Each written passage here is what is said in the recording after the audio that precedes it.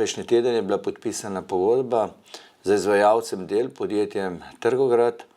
Vrednost del je 4 milijone 300, gre pa za ureditev tako imenovane prve faze, se pravi najprej ureditev in izgradnja čistilne naprave z 1000 populacijskimi enotami, potem pa seveda ureditev približno 3,5 km kanalizacijskih vodov, fekalne kanalizacije in meteorne kanalizacije z odvodniki, prečrpališči in pa hkrati seveda tudi z sanacijo in obnovo vodovodnega sistema.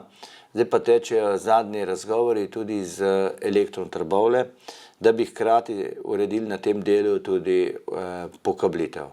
Sama dela se bojo pričela v mesecu marcu, zaključek del pa je po pogodbi 31. marec prihodnje leto in seveda potem do poletja pridobitev uporabnega dovoljenja in začetek tudi obratovanja čistilne naprave Kresnice.